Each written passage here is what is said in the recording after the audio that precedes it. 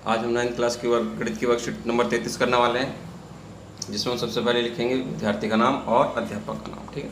आज तारीख 18 सितंबर है। आवश्यक पूर्व ज्ञान, प्रायिकता की जानकारी हमारे पास भैया देखिए, प्रायिकता की जानकारी होनी ही चाहिए। प्रायिकता की जानकारी हमारे पास होनी चाहिए।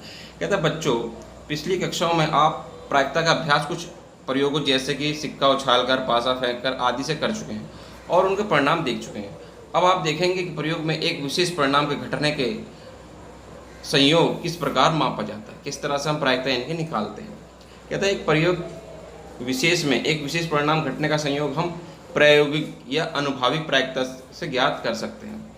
जैसे घटना ई घटने की प्रायिकता होती है। हमने पढ़ रखा है कि अभिप्रयोगों की संख्या जिसमें घटना घटी है और अभिप्रयोगों की कुल संख्या। मैंने आपको ये बताया था प्रायिकता का फॉर्मूला क्या होता है, अनुकूल परिणाम संख्या या संभाव्य परिणाम संख्या। ठीक है, ये लिखिए, ये लिखिए। इन शॉर्ट में मैंने आपको ये बताया था कि हम इसे बोल देते हैं NE अपॉन में NS। NE यानी कि अभिप्रयोग की संख्या जो पूछी गई है, और NS कुल परिणाम की संख्या, जितने परिणाम हमारे टोटल आ सकते हैं वो होता है। ठीक है।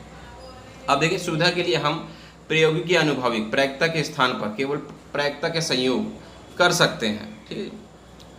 आओ कुछ उदाहरण से हम इसको समझते हैं। तो देखिए, कुछ उदाहरण हम इसके देखते हैं और उसे समझने की कोशिश करते हैं। इसको नीचे ले लेते हैं।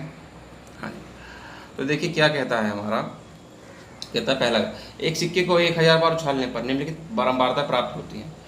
चित्त आता है 455 बार और पट आता है 545 बार। ठीक है। घटना घटने की प्रायिकता ज्ञात कीजिए। अब हम घटना घटने की प्रायिकता ज्ञात करेंगे इसकी। तो घटना घटने की प्रायिकता क्या हो जाएगी, देखिए।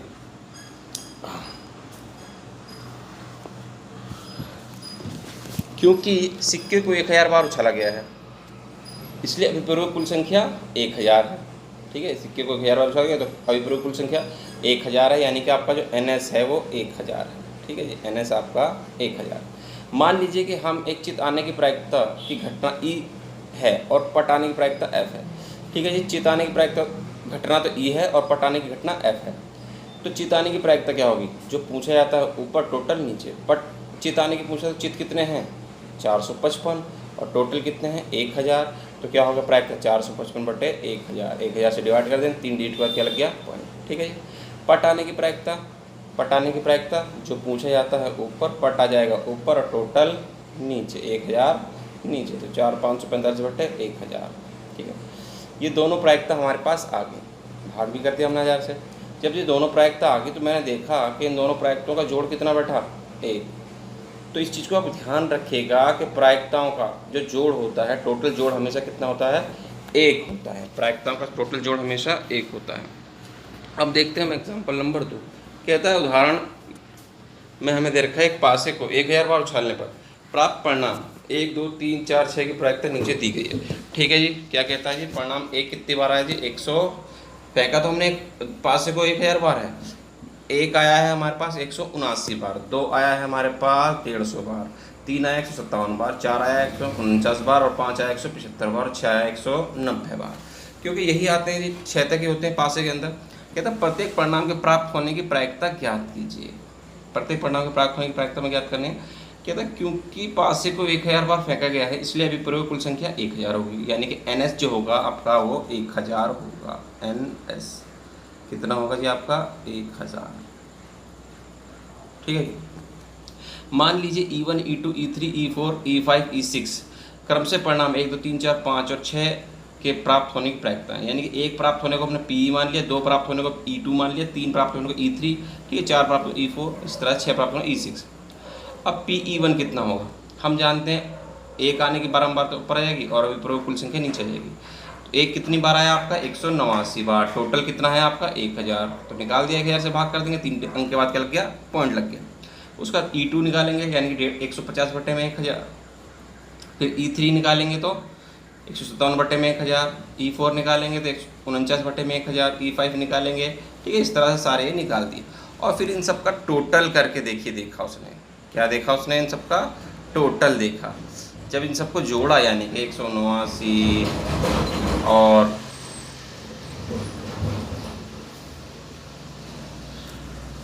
जब इन सबको जोड़ा गया तो हमने पाया कि जोड़ कितना बैठा जी 1 ही बैठा।